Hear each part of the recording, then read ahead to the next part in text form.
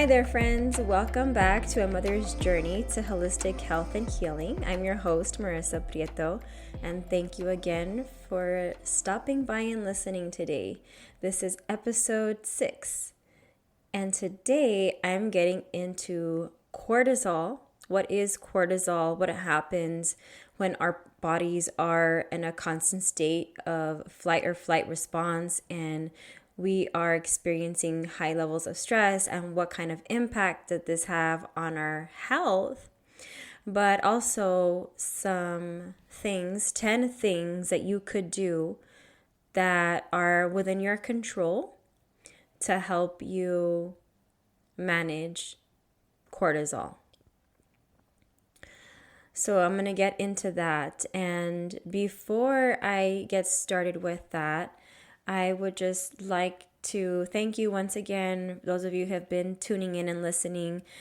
It's not that long that we've been in with the podcast. I started it 2 months ago, so we're coming up on the 2-month anniversary on the 19th, and I just want to really give thank you to you listeners who have been coming on and showing up. This podcast is not for everybody, and I totally respect that. Either it's going to resonate with you or it's not, and it may be your time that something might make sense and click, and it may not, and that's totally okay. This is your path, your own journey, and so, I understand and respect. I'm not for everybody, right? And I think that it is important to stick to and follow or listen to people that are in alignment with your goals, your health vision, for example, your growth, actually, right? This is what this podcast is all about. My hopes is to help increase your self-awareness and help you continue to grow as, a mother, a person, an individual, and help you discover who your best, healthiest, authentic self is, because that's the journey that I'm on as well. This leads to, living a more meaningful, purposeful, mindful, happy, healthy life, right? I think so we could say, we could all agree that's what we want in life. And we can experience that as best as possible if we're not doing the work and taking care of ourselves. And I will add, this will be imperfectly, right? This is a space where I encourage you to be curious around your judgments with yourself or criticism, and just getting curious with maybe past beliefs and past things that you have always thought about to be true, and questioning them if are they still true for you now, and are they still helping you feel authentic in your body, in your skin, and you can always sense this in how you feel emotionally and mentally. So I really just want this to continue to be a space where, it's a judgment-free zone. I come on here to share, like I said, my own personal experiences, and to see if maybe they might be helpful for you. Please take what resonates with you and leave what doesn't, right? And it's just all about continuing our healing journey, our growth journey, to evolve, to be better people, better humans, and get more in touch with our inner self, our intuition, our soul and spirit. Because I feel like when we can do that, we live more happier, fulfilling lives, because we are doing the things that make us feel good. So I just wanted to get that out there because it's been on my mind a lot. I've been focusing a lot on my own spiritual health and, connecting with my spirit, my soul, my intuition, and just really doing a lot of work around that. And I just wanted to highlight that part of our health is our spiritual health, and how all these bodies of health, your physical, your mental, your emotional, and spiritual health, are all equally important. And I'll get into right now cortisol and how this impacts on all of these levels. Ultimately, how they're impacting our physical health, our physical body, right? Physiologically. So again, that was a long little introduction, but again, thank you so much for joining and listening today. I really appreciate each and every one of you. Beautiful souls, thank you. All right, well, let's get right on into it. So what is cortisol, right? You may have heard things online or maybe seen things on YouTube or right, Instagram, the news, your doctors talking to you a little bit about cortisol levels, right? Especially in wellness culture, diet culture, you may hear, things around cortisol levels, like foods to avoid, foods to cut out because they could increase your cortisol levels. Let me tell you, it's not just only your diet that is going to impact your cortisol levels, okay? So let's let's first start off and define what cortisol level or what cortisol is, right? And by the way, sorry if I'm going to be sniffling a little bit or coughing here and there. I'm a little bit under the weather. So cortisol is basically a stress hormone. It's a stress hormone released by the adrenal glands in our body.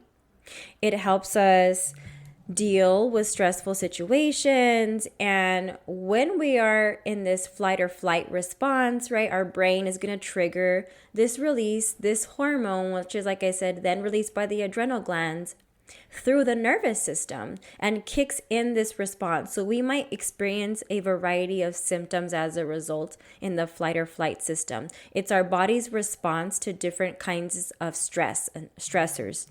So physical symptoms, for example, would include, let's say, rapid heart rate, shallow breath, maybe even a headache or trigger a migraine. It could be things like your blood pressure going up, your muscles tensing, your eyes, your pupils dilating, right? So all of these things are happening in the body when you're in a flight or flight response. And for a lot of people, especially when I'm working with clients and myself personally, they start to experience the shallow breathing. That's when they can really pinpoint and tension in their body in certain areas. For example, for me, it's always in either my hips or in my shoulders and my neck area.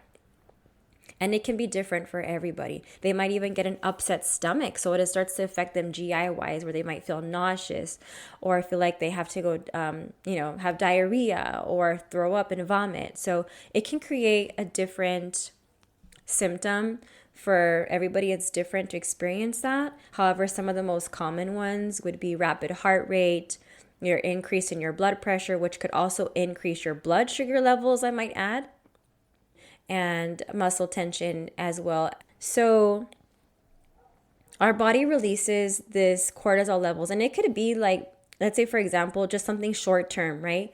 Like, let's say you were taking a walk with your kids, or maybe you're just by yourself, and then all of a sudden you see like this big, huge dog, just you feel like it's gonna run towards you, and you just kind of like, you get this quick response of like, oh, I should go this way, and you get this adrenaline rush, right? And your heart rate starts to race, and you get kind of nervous, you get kind of stressed, and then either you remove yourself from the situation, or the dog turns a different way, and then you can relax and you can kind of breathe and relax, right? But at that moment, you're gonna start like, oh, what do I do, right? That's kind of temporary. Then gradually your heart rate goes back down, your breath kind of resumes back to how it is to normal breathing, your blood pressure goes back down.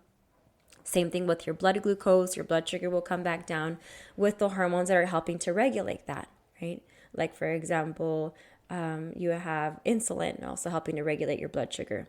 So that's the temporary release of cortisol, right? It's just helping us to get through that dangerous, and our body doesn't know the difference if it's like a life-threatening experience or if it's something minor, right? Let's say, for instance, you're driving and then you almost get into a car crash, right? That's something that is really going to be very heavy on you, very stressful, right? Or you see a car accident that's very bad in front of you.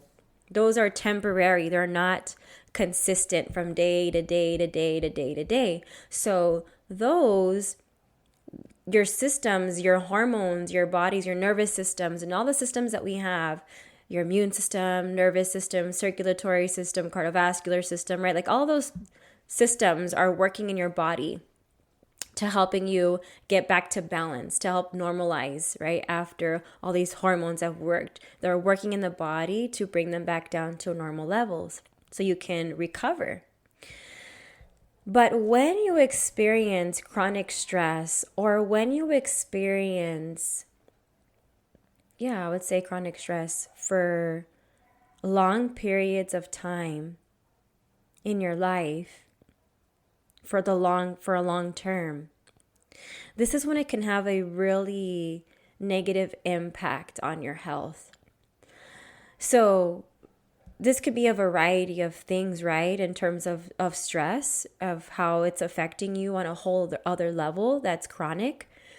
Maybe it's financial. You're in a real big bind financially, and just getting through day to day, you're out of a job, or maybe a really abusive relationship, or just a relationship that's bringing you a lot of stress, and you're just, you can just feel it every day, that when you wake up, you already wake up with this stress, and it just carries you throughout the day, right?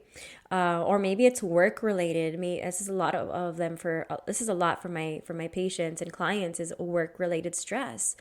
And some eventually, working together, they eventually make plans and they to take action steps to leave that job, because they realize how much of a negative impact it's having on their body.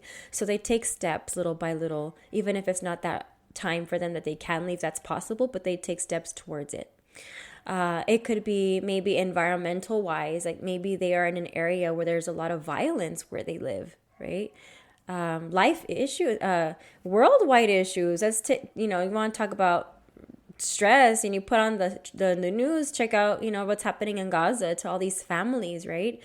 You just constant stress of seeing the news. If you're a person that turns on the TV and you're seeing the news and it's a lot of bad news, and of course it's one thing to watch the news and get informed, but having to be surrounded by that a lot, that can also impact your stress. We can also take in consideration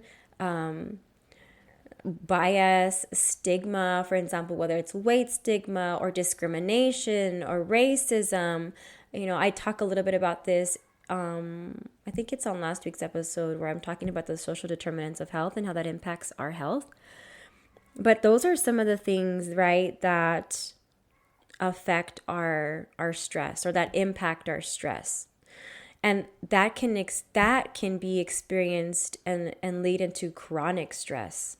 So, you're experiencing stress for high periods of time, all day after day after day after day. You may be worried about a certain health issue for yourself or for your loved one, a family member, or your child, right?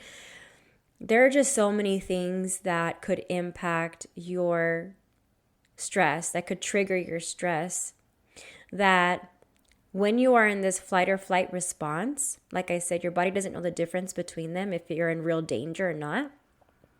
It's just going to sense that, and your brain's going to release it, and it's going to release the cortisol.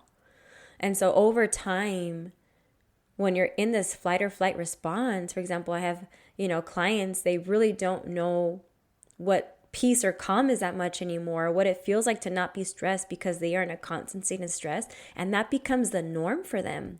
So can you imagine that, having that constant state of stress that you're living with day after day after day, not being able to recover from it? You're just in that state day to day to day. That constant stress is really going to have an impact on you physically. Not just physically, but mentally, emotionally, and spiritually as well. As a whole, it's going to impact your quality of life, your well-being. So those are some of the things of how the stress can impact our health, and that's how it can release that cortisol, right? Those cortisol levels. Sometimes, this is what patients tell me, is they know their cortisol level is high because they have had blood tests done. And they tell me, oh, I had this blood test done, or even can be done, I think, as a urine test as well. And then they'll tell me, report back to me, my cortisol level is high. I'm worried about this. So, for example, what else could impact your health wise, right? If your cortisol is too high, like I'm going to say for the long term, right? Consistently elevated. I'm not talking again about those mild, ones where it increases and goes back down. I'm talking like a constant state of cortisol, elevated cortisol. Well, it can lead to chronic disease. There have been studies that show that how it can increase our risk for blood pressure, which makes sense because of that flight or flight response. When your body goes into that increased blood sugar, increased blood pressure, right? Your body's constantly working and it's triggered. So it's putting a lot more stress on your heart. Same thing for an increased risk of type 2 diabetes. That makes sense. Your blood sugar is going to increase. Your pancreas is going to work harder to produce insulin to bring that down. And so the harder and harder that pancreas is working, the less and less insulin it can produce over time, which then leads to type 2 diabetes. So this could be a whole other separate podcast. But that's another thing. Osteoporosis could be another chronic diseases. It could lead to a weight gain, particularly around the abdominal area, right? That can also be impacting some of your hormones. So it could maybe either increase some of your hormones for feeling hungrier all the time, and it affects your appetite in that way.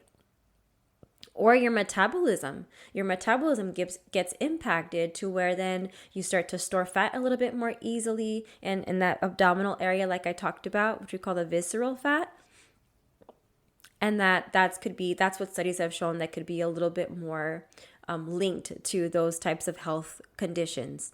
So, and this could be large fluctuations in your weight, like over time. I'm not saying like 5 pounds or 10 pounds. I'm talking like 20, 30, 40, 50, lots of really drastic change, significant change of weight gain within a short period of time. It could be a year, 2 years. Then it also affects your sleep, right?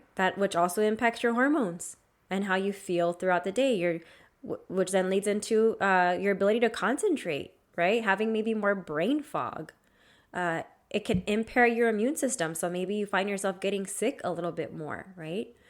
And then, of course, it makes sense, lack of energy, right? So, one of the things that clients want to work on when they come see me, moms, is like, I want to have more energy. I just wish I could have more energy to do this, to do that, to do this, and not have to rely on all these stimulants like my coffee and my energy drinks, and they're relying on some of those things. Well, that's when we really dial into your habits and we talk about your stress, we talk about your sleep, your nutrition, your movement. Like we talk about and assess all these things in your health and wellness, your habits, your lifestyle, and how we can help you to improve your energy. So no wonder when a client or person is coming and they're so fatigued and drained because they're experiencing high level amounts of stress, which is leading them to feel tired, to not want to get out and move, to not want to eat healthily. It's affecting them all different ways, especially mentally and emotionally, so they just feel drained. So those are some things of just how cortisol levels, chronic stress can trigger cortisol to be released, and experiencing that for the long term, right? Chronic stress can trigger that. And so over time, these levels can elevate and elevate and elevate, which is the same for your glucose. Your glucose, because your insulin is also your pancreas is producing more insulin. So sometimes when patients come and see me, they're like, you know what, my insulin levels are high, my glucose levels are high, and so are my cortisol, then when we get to talking about their stress, I can understand why. So again, it's not all just about your nutrition, right? There's a lot of things that go into this, stress being a big part of it. And don't get me wrong, working on your nutrition is a great place to start. How you're going to fuel your body, fueling it adequately, making time for movement to give you energy, right? But we also have to address other areas of your health and well-being that also have an impact on your energy and on your health. So just wanted to start off with those things, what cortisol is, what happens in that flight or flight response when we are triggered by stress. Remember, there's the temporary, where then our body recovers quicker, and then there's that chronic stress where we're experiencing flight or flight day to day to day to day, consistently. And that's when you feel you need like the most support, right? Is trying to get that under control. So here are 10 things that you could do, 10 natural things, I would say, 10 natural things that you can do on your end to help you reduce or improve your cortisol levels. So some studies, this is based on some studies. Obviously, there's going to be some that are, maybe not enough information to show, but that are linked, right? So, or have an association with. So you could always, Google this and you'll find some journal articles. But here are some that show some research towards it that benefit towards reducing your cortisol levels.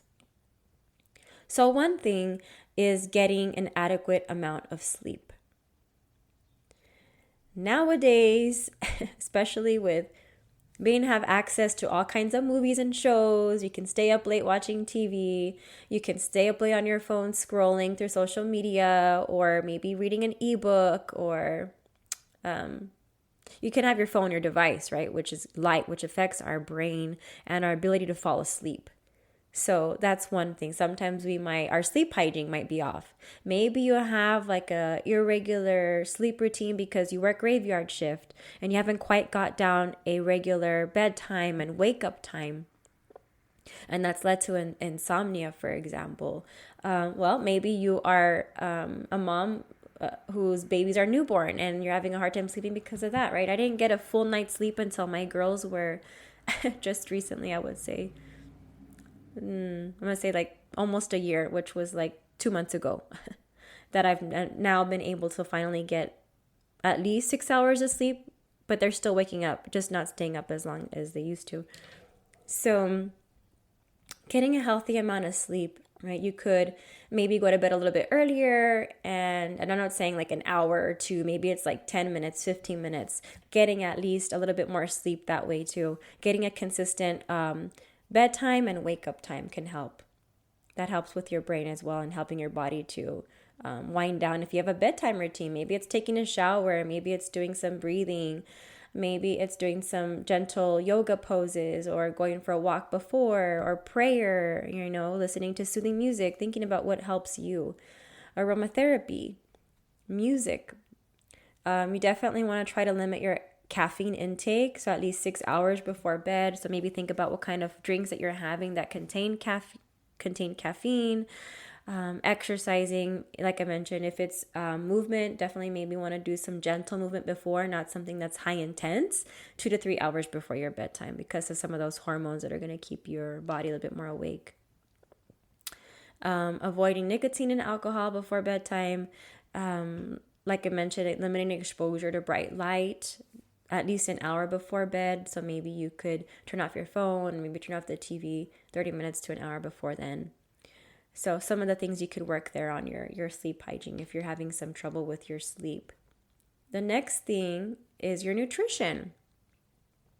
So some research has shown that improving your nutrition and making changes in your diet, right, which is simply just means the food that you're eating from day to day, eating a more nutritious diet can help with reducing your cortisol levels and also improve your gut as well, your gut health. So this would include things like, an adequate intake of whole grains. So limiting things that are maybe refined or fried foods. Maybe you're getting more whole grains in your diet, like corn tortillas or whole grain breads, oats, for example, right? You could get lots of fiber from legumes, lentils, and all variety of beans, which also support, been linked to support your stress levels and your gut health. Dark chocolate, believe it or not, is one of them. But when I say dark chocolate, I don't mean like, maybe 40% or 50%. You want to get like the higher percentage of dark chocolate. They can be kind of bitter, but if you find one at least at 70%, then that has an adequate amount to give you what they call flavonoids, which has helped to reduce that stress reactivity in your adrenal glands, which can result in lower cortisol levels. And plus, it could be a little bit of a comfort food too, which is okay. That your diet has an adequate intake of fruits and vegetables, which are high in antioxidants, right, that help fight free radicals in your body to keep your immune system healthier and reduce those cortisol levels. I already mentioned, the legumes, the variety of beans and peas, right? Green tea has actually shown to help reduce stress and cortisol levels as well. It contains a compound called L-theanine and polyphenols.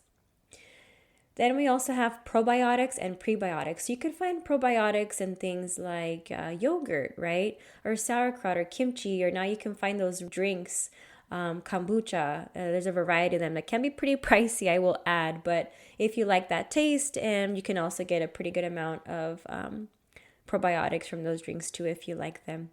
And supplements, things from, probiotics, and prebiotics, you can get them from some supplements as well. You don't only have to get them from the foods. You can take them as a vitamin as well. But I always encourage them from food. And then healthy fats. So incorporating a good amount of what we call monounsaturated fats, which are your quote unquote, good fats, healthy fats, right? And watch out with your saturated fat intake. So, just being aware of your red meat intake, butters, fried foods, and that you're taking an adequate amount of, let's say, for example, avocados, nuts and seeds, olive oils, canola oils, avocado oils, right? And this, I address a lot of this with my clients too. We talk about their nutrition. I assess, what their intake is like, and then my recommendations on how we can do to improve some of these areas of the food groups and help expand on their diet to make it adequate and balanced, right? And let's not forget the fatty fish like salmon, mackerel, or even if you find tuna like in olive oil, right? So those are going to be really high on omega-3 fatty acids, which have been linked with brain health and reducing stress and mental health. And then we have, of course, water, making sure that you are taking in an adequate amount of water. That can vary person to person, as well as, not to mention, the amount of activity you're doing if you work outside, right? This is all taken consideration when we work together and providing individualized recommendations for you. So drinking in plenty of water, throughout the day is also important to help just keep your body hydrated and not as much as in a stress state. So improving your diet is another way to help prevent or reduce your cortisol levels. The next, physical activity, movement. Are you getting enough movement in your day? So if you're experiencing high levels of stress, and this is, again, something that I talk a lot about with my clients, they tell me, I'm just too tired to exercise. Well, then let me talk about this. When you think about exercise, what comes to mind? And so they tell me, well, I just don't feel like going out there for a run. I just don't feel like going on my spin bike, on my Peloton. I just don't feel like doing the weights. Well, of course, that makes sense. Your body's in a flight or flight response. You're stressed. Of course, you don't have the energy to go and do those things. That requires a lot more physical energy and mental energy to do those physical activities. This is how much we are engraved in like diet culture, how they, condition us to thinking that exercise should be used as a way to manipulate your weight. And only that. We're only taught that about your weight, which is what I was taught. I had to change my whole relationship towards exercise and do work around that, which is also a lot of work that I do with my clients as well. No, it also includes gardening. It also includes going on a nice gentle walk outside to get fresh air and doing some gentle yoga postures or stretching. It's something that helps you wind down, that can help you reduce your stress and to feel better. And so I don't think that, people realize a lot of the time when they say, exercise to have energy, I don't even have energy. But again, redefining, this is where we talk a lot about choosing intuitive movement, and that'll be a different podcast. You choose movement based off of your needs and how you feel and how you're feeling energetically. So choosing some movement and staying active in a way that's going to make you feel good and not stress you out, right? Choosing that type of activity with what you need is going to be very beneficial to reducing cortisol levels. On the other hand, it can have the opposite effect if you're overdoing it. And I raise my hand here because when I was so obsessed with, bodybuilding, which at that time I was just not in a healthy state mentally. That's all I thought about, was trying to get this specific ideal body, and I was training for competitions. Actually, I was over exercising since even before that and not feeling my body enough. But when we are over exercising, we are doing the opposite and we are increasing cortisol levels. Why? Because your body senses it's in a stressed state. It activates that flight or flight response. So I'll give you an example. I could have been so tired, but yet I still forced myself to get up early in the morning, go do my cardio for half an hour, go work, do my thing. After work, go to the gym and get through my weight training session for 1 hour, 2 hours, and then still do cardio after. So my body was exhausted. My hormones were all over the place, and this happened day after day after day for a couple of years. So it placed a lot of strain on my nervous system because I was tense and I was already getting anxiety attacks, and I can remember in my body it was just so fatigued that I couldn't even sleep. It was affecting my sleep. I was getting anxiety in my sleep, like restless leg syndrome. So it could have the opposite effect. So be careful. Be careful with how your relationship to exercise is. If you are really stressed out and for you going for a run makes you feel good after, then that's great. You're choosing intuitive movement that makes you feel better about before and after, right? And during.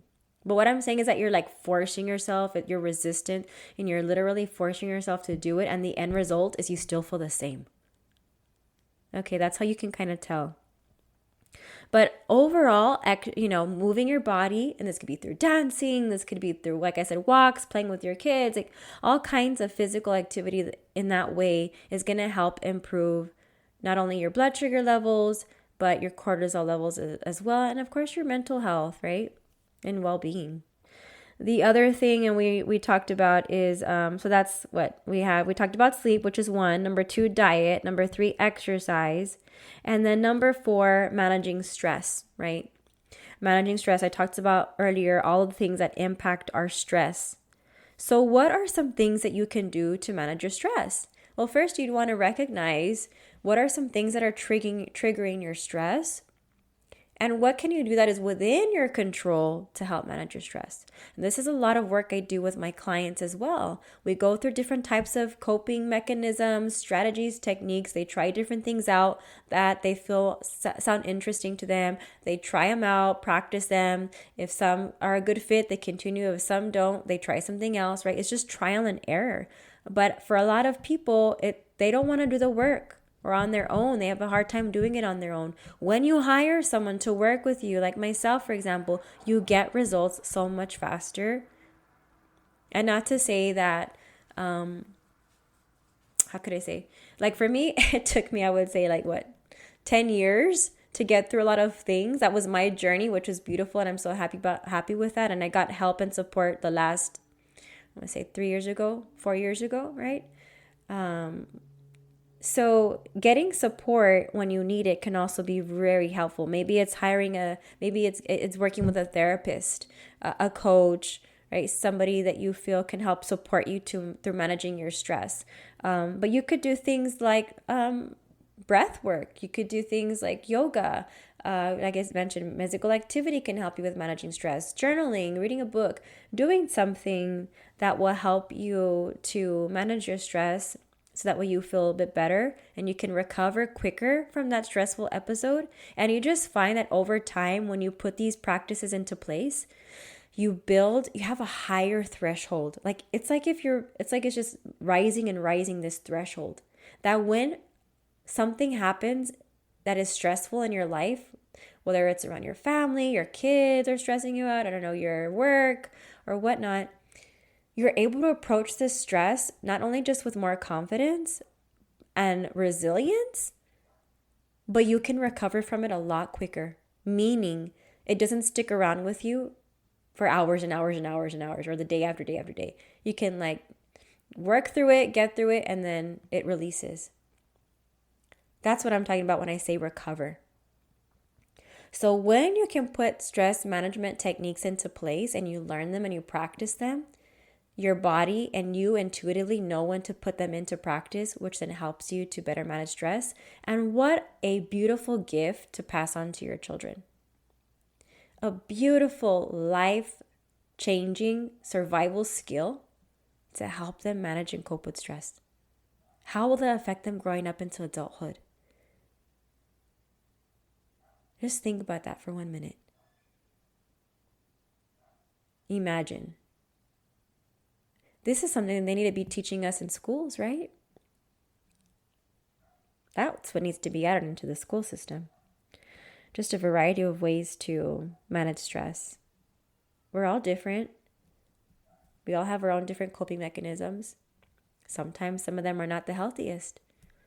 Reverting to gambling, alcohol, avoidance, binge watching TV, which don't get me wrong, might be nice, right? But again, if we're not managing it in a different way that's going to help us feel better afterwards, that's going to have an impact on your cortisol and your health over time.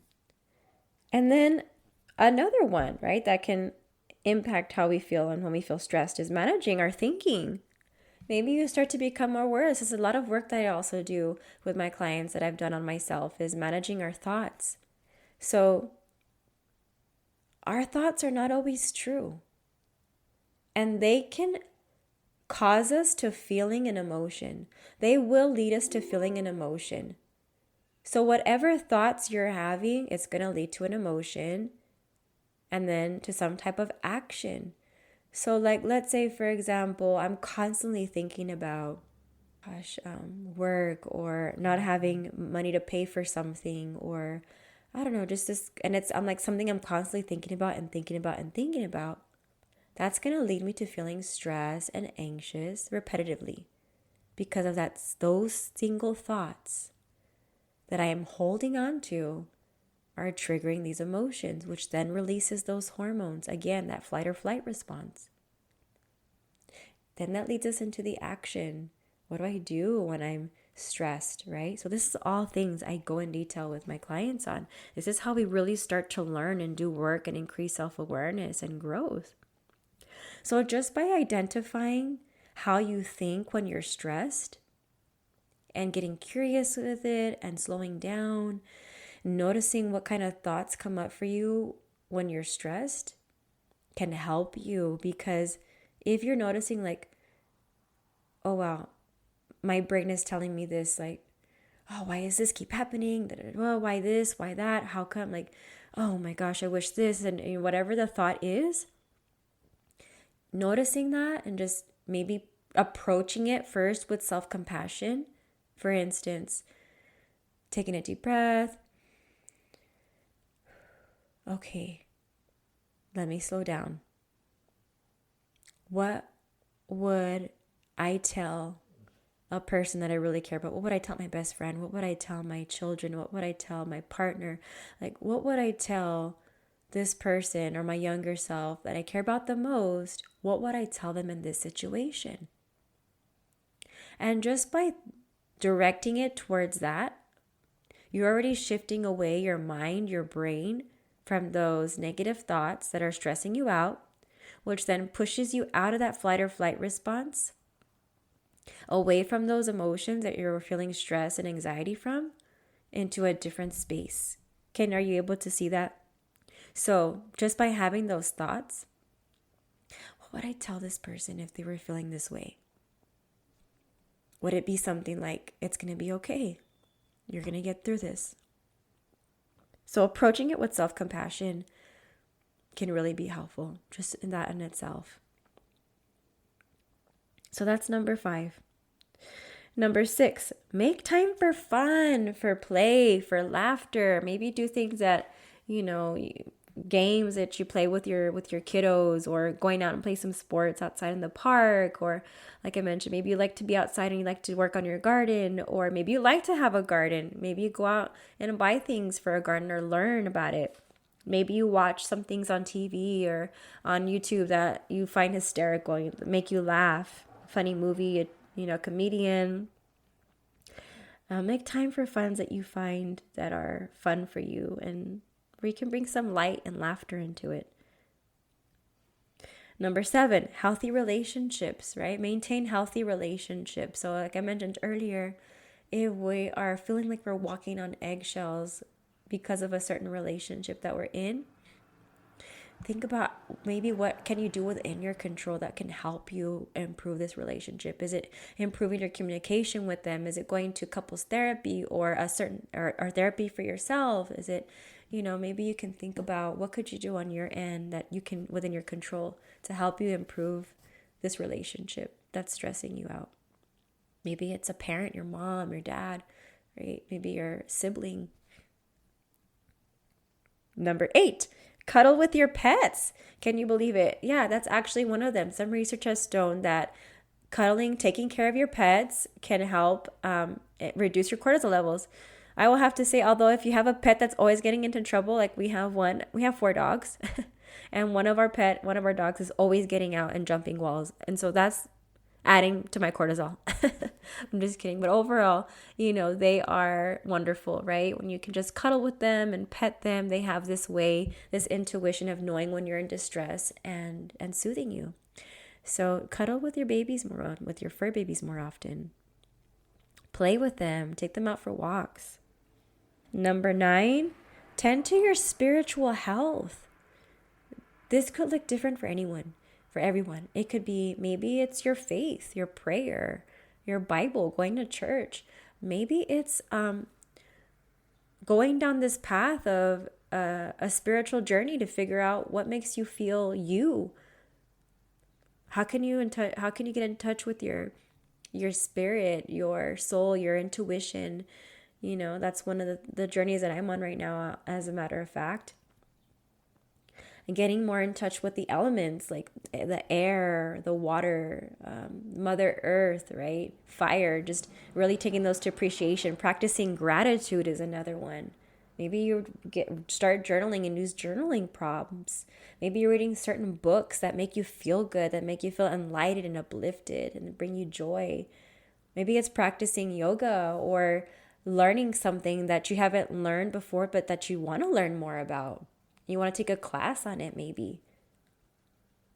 Right? So they could look different for all of us. Spirituality can mean so much more. It's not just one thing. It can have so much meaning, and that meaning is different for each of us. But maybe that's something that you need to discover. Maybe that's can also help you not just improve your well-being and quality of life, but reduce your cortisol levels as well. So that might be something to think about, right?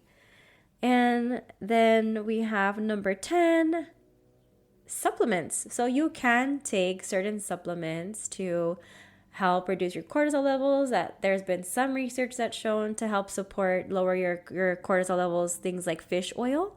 I would like to add that if you are going to purchase a fish oil supplement, to make sure that it's third-party tested, you can go online. And usually when you go onto Amazon or wherever you're going to order it from, it will tell you on the label of the container, third-party tested. That way you can know that it's a good source, right? That it's a good quality source of fish oil. And of course, you could also, if you have an adequate intake, if you're able to get it from actual fish, right? Like salmon, cod, for example. You can also get that from your diet. So these can help with lowering levels of inflammation and cortisol. So there you have it. Those are your 10 ways to help reduce cortisol levels naturally. I hope that you found this episode helpful today. And like I mentioned, take what resonates with you. Maybe out of those 1 through 10, 1 stood out to you, or 2, right? Or maybe a lot of them did. The next thing I would just recommend and encourage you to do is maybe just choose one Choose one, two at the max that you feel you like to work on and take action steps towards two. So here's a self-reflection question for you today. What is one thing you can do today to help you reduce your cortisol levels, to help you feel more joy, more at peace, less stressed? What is one thing you can do today? Think about that, or write it down if you like. All right, friends, that's your homework for today. Thank you so much for joining and listening today. I really appreciate each and every one of you. Sending you lots of love and light. Have a great rest of your week. Take care.